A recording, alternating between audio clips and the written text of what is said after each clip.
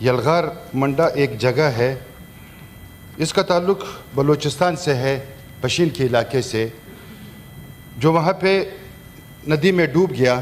ابھی تک اس کی لاش نہیں ملی، نہ نکالی گئی ہے، نہ اس کے لیے ڈی سی مانسہرہ نے کوئی کوشش کی ہے۔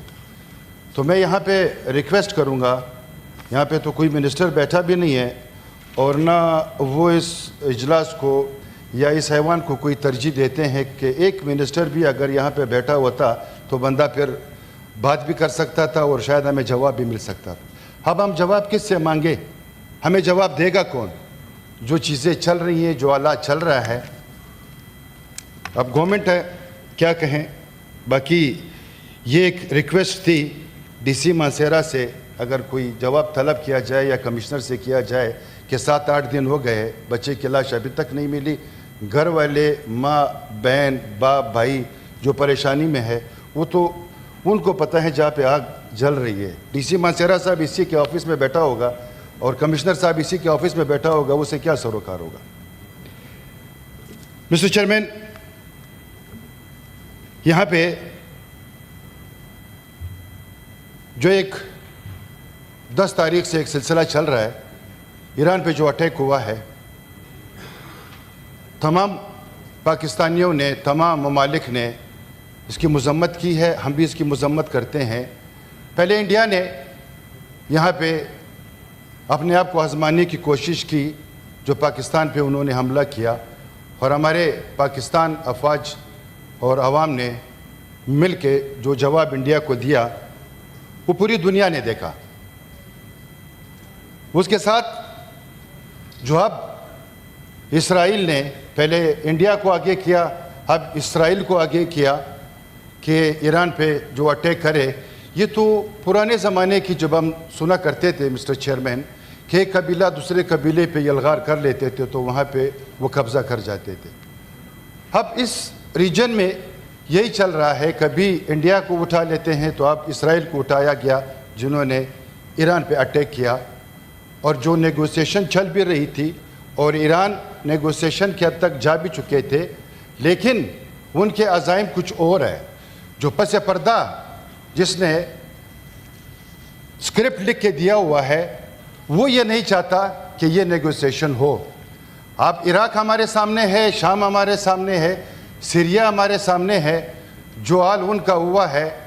یہاں پہ پہلے بھی میں نے ایک سپیچ کی تھی مسٹر چیئرمین، اس میں نے کہا تھا کہ ہر ملک اپنی باری کے انتظار میں ہے، اور وہ بات سامنے آ گئی ہے۔ اب ایران تک جب پہنچے ہیں تو دوسرا ٹارگٹ یہ میں اس فلور پہ کہوں گا کہ وہ پاکستان کو رکھیں گے مسٹر چیئرمین۔ یہ باتیں کسی سے بھی ڈکی چھپی نہیں ہے مسٹر چیئرمین، لیکن امت مسلمہ پتہ نہیں کیوں خاموش بیٹھی ہے، اس کے اوپر کیوں سر نہیں جوڑتی کہ پھر کہوں گا باری کا اگر انتظار ہوگا تو پھر عراق بھی سامنے ہے، شام بھی سامنے ہے، اور سیریا بھی سامنے ہے مسٹر چیئرمین۔ آئے مل کے اسرائیل کو اور جو اسکرپٹ لکھنے والے ہیں ان کو تو ہم جواب دیں، لیکن اس بات پہ میں یہاں پہ فخر کروں گا، چاہے وہ نون کے لیڈرشپ ہو، چاہے وہ پیپلز پارٹی کی لیڈرشپ ہو، چاہے باقی پارٹیوں کی لیڈرشپ ہو، جنہوں نے ہمارے اقوام متحدہ میں یا یہاں پہ جو انہوں نے اس بات کو اجاگر کیا کہ پاکستان کے بیانیہ کو اتنا سٹرونگ رکھا کہ اب نہ انڈیا کا بیانیہ کہیں چل رہا ہے اور نہ کسی اور کا بیانیہ چل رہا ہے۔ میں اس بات میں مبارکباد دیتا ہوں۔ اگر اسی طرح یہ پالیسی، باہر کی جو خارجہ پالیسی ہے، سٹرونگ ہوگی تو انشاءاللہ ہم اپنے جو مقاصد اس میں ہم کامیاب ہو سکتے ہیں۔ مسٹر چیئرمین، ساتھ ساتھ بجٹ کے حوالے سے بہت سی چیزیں دوستوں نے ڈسکس کی، میں اس کو ریپیٹل میں نہیں جانا چاہتا، لیکن ایک بات ہے مسٹر چیئرمین، جب بھی بجٹ بنایا جاتا ہے تو پورے ملک کے عوام کا نگاہیں جو ہے نا اسی بجٹ کی طرف ہوتی ہے۔ وہ 1 جون میں جب آتا ہے تو اس کے حوالے سے ان کے سوچ یا ان کی فکر کہ ہمارے لیے کیا رکھا جائے گا، ہمیں کیا ریلیف دیا جائے گا۔ مسٹر چیئرمین، اس میں پورے سال کا ہر شعبے کا جو ایک فنڈ ہوتا ہے اس کے متعلق بات ہوتی ہے، اس کے متعلق اس کے لیے فنڈ مختص کیا جاتا ہے، لیکن بدقسمتی کہوں کیا کہوں، کبھی ہم نے لانگ ٹرم پالیسی دی ہی نہیں ہے اس چیز کو مسٹر چیئرمین۔ جب آپ بجٹ بنانے جاتے ہیں، چاہے وہ گھر کا ہو چاہے وہ کسی بزنس کا ہو، تو مل بیٹھ کے اس کے اوپر پورے سال کا جو ہے نا ایک پلان رکھا جاتا ہے۔ یہ تو پورے ملک کا ہے، یہ تو پورے سسٹم کا ہے، لیکن ہم جب بھی جون قریب آ جاتا ہے اس سے 2-3 مہینے پہلے بیٹھ کے سر جوڑ دیتے ہیں کہ کس کو کتنا اذیت ہم دینا چاہتے ہیں ہم دے سکیں، ان کو کتنی تکلیف ہم دینا چاہے ان کو دے سکے۔ مسٹر چیئرمین، انہی بجٹوں سے پھر کہوں گا کہ پورے ملک کا سسٹم چلتا ہے۔ ملک کو تو ہم نے قرضدار کر دیا ہے، ملک اس وقت قرضے پہ چل رہا ہے۔ 75 سال ہوئے ہیں، ہم نے ایسی کوئی پالیسی بنائی نہیں ہے۔ جو ہماری صنعتیں تھیں یا جو ہمارے ادارے تھے ان کو تو ہم نے زمین بوس کر دیے ہیں، لیکن پھر بھی ہم اس سوچ میں نہیں ہیں کہ ہم دوبارہ کیسے کھڑے ہو پائیں گے، اس ملک کو اس مشکل سے کیسے نکالیں گے۔ مسٹر چیئرمین، پھر بھی ہم وہاں جا کے اپنے لیے کچکول لے کے مانگتے ہیں، پھر آ کے بیٹھتے ہیں، اس کے اوپر ہم بجٹ بنا لیتے ہیں۔ کب تک یہ ہوگا مسٹر چیئرمین؟ کب تک؟ آخر ہم نے سوچنا ہوگا کہ ہم نے اپنے بچوں کے لیے کیا کرنا ہے، ہم نے ایجوکیشن میں کیا کرنا ہے، ہم نے ہیلتھ میں کیا کرنا ہے، ہم نے ایگریکلچر میں کیا کرنا ہے، ہم نے کلائمیٹ میں کیا کرنا ہے، باقی جتنے بھی ادارے ہم اس میں کیا کرنے ہیں مسٹر چیئرمین۔ لیکن ایسی پالیسی کبھی سامنے آئی نہیں ہے۔ بس 1 جون 3 مہینے اسی میں تمام چیزیں پکڑ کے کمروں میں بیٹھ جاتے ہیں، نہ کسی انٹلیکچوئل کو بلایا جاتا ہے، نہ کسی معاشی جو معیشت کو سمجھنے والے لوگ ہیں نہ ان کو بلایا جاتا ہے، نہ ایسے لوگ جو ان چیزوں کو بخوبی جانتے ہیں نہ ان کو بلایا جاتا ہے۔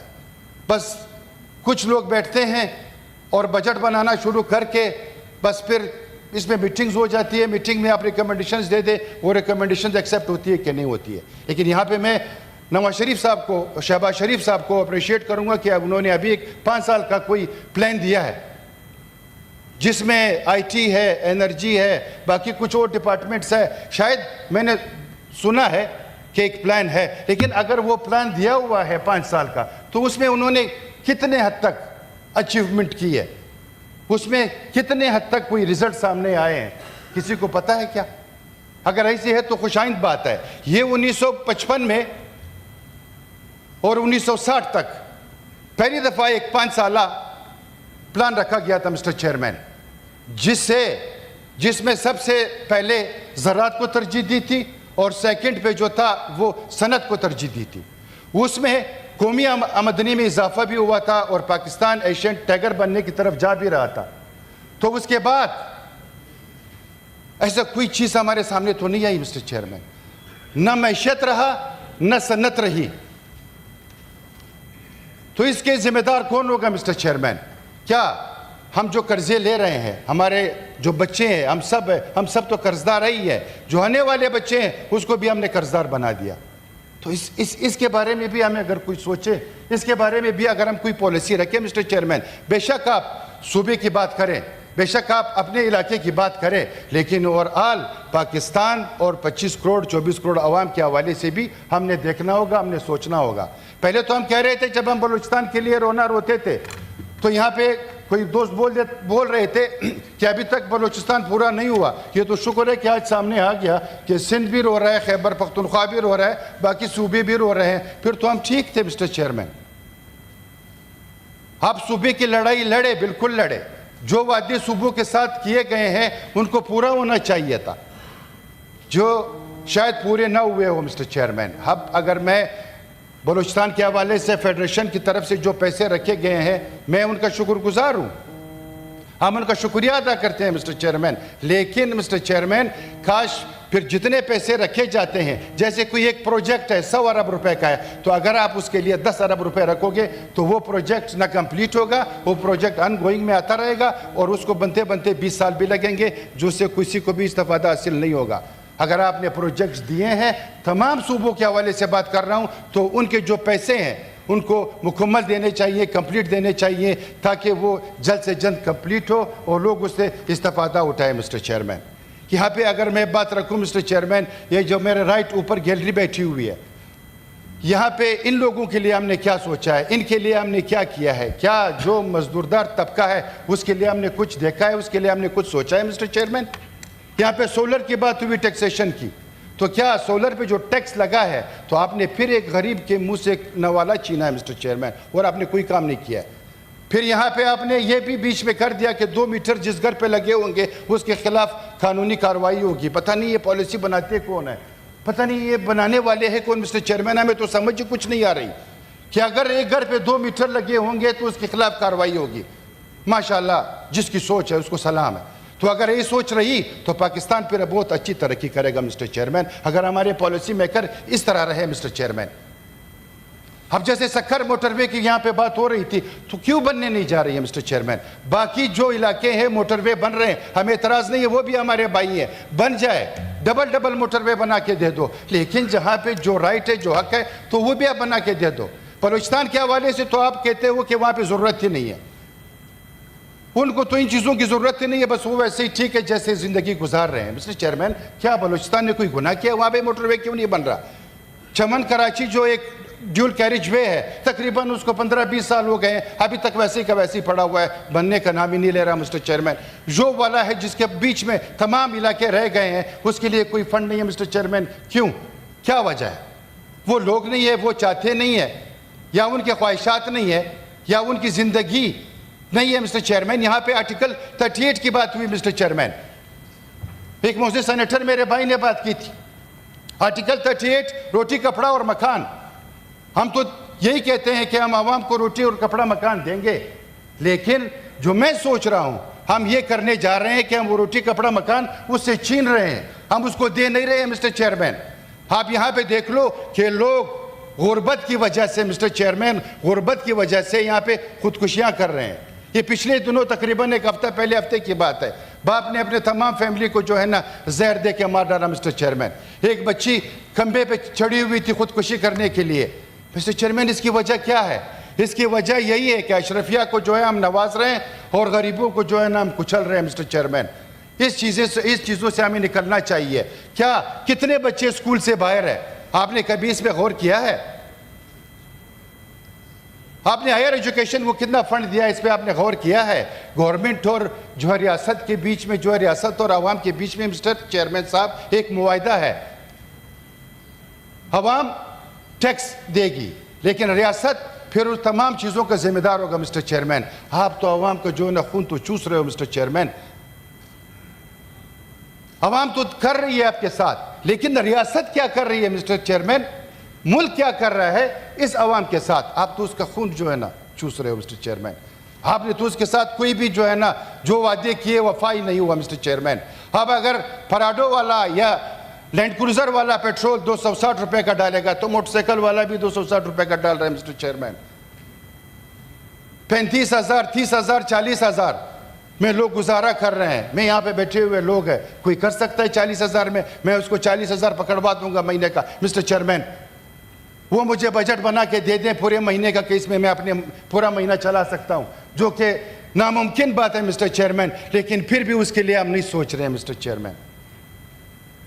پھر بھی ہم اس کے بارے میں کوئی جو ہے نا اچھی رائے رکھتے ہی نہیں ہیں مسٹر چیئرمین۔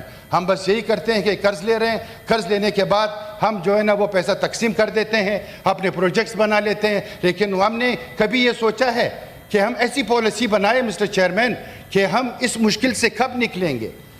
آپ کا پی آئی اے کہاں پہ ہے مسٹر چیئرمین؟ آپ کا ریلوے کہاں پہ ہے مسٹر چیئرمین؟ یہ تو ہمیں ان کا شکریہ ادا کرنا چاہیے جو ہمیں بنا کے دے کے چلے گئے تھے۔ اس کے بعد آپ مجھے بتائیں مسٹر چیئرمین، کبھی کسی نے کوئی نئی چیز بنا کے دی ہے مسٹر چیئرمین؟